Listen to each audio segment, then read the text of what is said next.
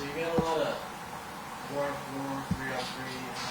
I imagine you have to do that at some point throughout the season. Why not? We always work it in, so it's just part of it. Happened all last year. It happens this year, whether it's meetings or video or going on ice and working on it. So again, just coming off of the game and having something today, just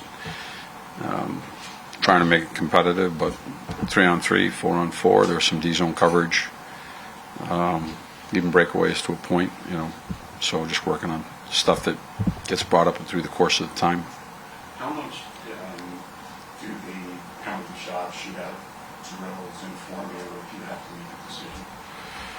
There's a lot of history already with the players.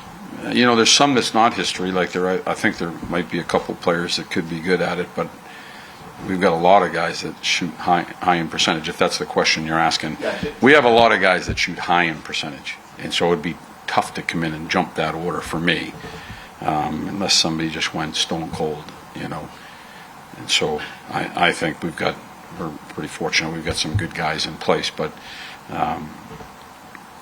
there are other guys I think that could be capable as well.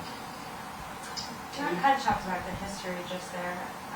When it comes to the line changes that you made, particularly the defense, how beneficial is it that the nucleus of this team has been together for as long as it has, that you probably have a lot of analytics and things that you can look back on with those deep pairs that makes you feel comfortable falling back on them, and kind of just how much has that weighed into? That was actually the easiest of the moves, if I'm being honest, because there was so much history from the past, and so that one was just to change it up, because I don't like the way we had gone, and I was clear about it in 3 of the last 4. I just don't think we were on top of our game, and so we made a change, and we went back to something that's a little bit familiar with the back end. The bigger change, obviously, was up front in the forwards, where there had been so much stability. So moving the back end, they probably didn't blink an eye either. So I don't think it was that big of a deal. Talk a little bit about Jimmy going back into the last night. What does he do for that line? I know you've been pleased with that line all year long, no matter who was playing right wing on it. So how does that line look with Jimmy in it versus the other guys? I think, again, the players are different that you're talking about that have popped in and out of that line. Jimmy's a veteran player who's, through the course of his lifetime has put up a lot of points, and I think through the course of his stay in the NHL has learned how to do a lot of different things other than put up points. But that doesn't mean that he still can't contribute offensively. I believe that he can. Smart player, veteran player. He's gotten into... He's a guy that probably could play on any line if asked upon. I think he's done a good job of coming in and fitting that position, jumping on the penalty kill, which he didn't last night, but it was his first game back. Or maybe he did for a shift, jumping on the penalty kill on the defensive side of things, some D-zone face-offs, but he still has that ability to create and score. He's always been a talented player. With him as part of the mix now, does that give you more options to maybe use those guys as a straight matchup, chicken line kind of thing, or because of Jimmy's experience? Yeah, I think that I think they played really well, that line, and like I said, they take it out of our end, they put it down into the offensive zone, and they stay there. And so, I think there's potential there for that. Sticking with that line, but I want to hone in on a specific guy, Adam Edstrom.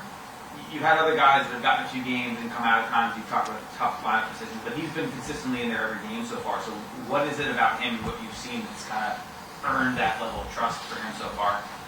I think it's just more of a complete game. I think he's played well defensively. His size, his ability to skate. I do think he's physical. He's played good defense for us. I do think that there's a potential to, he's in on the penalty kill meetings, and we did use him in exhibition games to kill penalties, and I know he's killed penalties. So I think there's potential for that for him.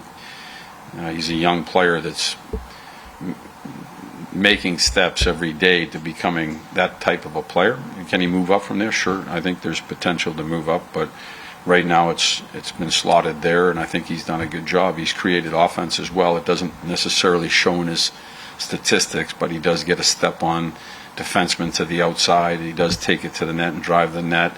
You know, he did put up points in the rookie game, part of it, and he did put up points in preseason. And so, you know, there's definitely potential. We do see that with him as well. But for me, he's done a good job of just being a player that can play in all three zones. Is there a reliability there as far Yeah. as decision making, structural integrity, things like that? Yeah, I think there is. You know, again, like I mentioned with Will last year, we don't talk about Adam too much in his game, and haven't had too many meetings with him. We're always teaching him and showing him things, but for the most part, he's done a pretty good job defensively. How do you describe Jacob Trouba as a leader and what he brings in that aspect? I think he's done a fantastic job. I mean, our team's been the top team in the league, and I do think that you need good character and good quality leadership inside of a room, and it definitely starts with him. I think he's done an excellent job.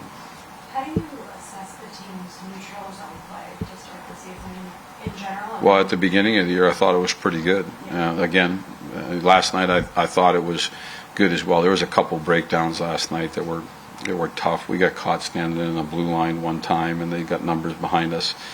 We got caught with a guy coming out of the penalty box. That was probably Shesty's biggest and best save of the night. And they got caught behind us, and those things can't happen. So those aren't necessarily neutral zone. Those are more breakdowns from the penalty box and from the offensive zone.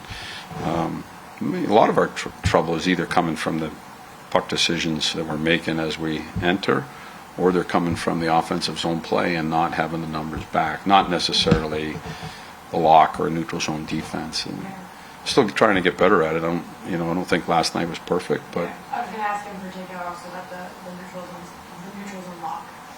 How you've seen it be executed. yeah, I mean, I don't know if I don't think we've had a lot of chances that have come off of the lock.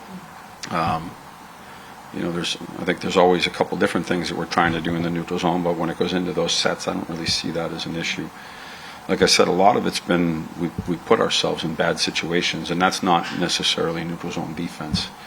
That's attack. That's attack either with the puck and not executing, or attack and not having the numbers to respond coming back. And that's where I think we have to be a little bit more detailed with our game, a little bit better with our decisions that we're making. You don't seem to be staying away from Philip taking defensive No. draws. No. What's going into that strategy? Well, their line had been really good. I think they had been really good at controlling the play, and since then we've made a move, and so we're looking at that. But Cryde's a pretty responsible player as well.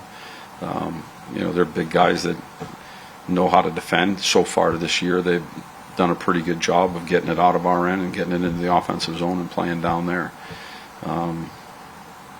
I think it's the beginning of the year, and when you're looking for growth in players or growth in a line, you've got to give them some responsibility to see whether or not they can handle those responsibilities, and then you make decisions. And so I haven't really stayed away from anybody for the most part. Yeah, there's a couple players that I'd like to see in the offensive zone more, and so we go a little bit heavier with that, but I'm also trying to have people show what they can do from a defensive standpoint.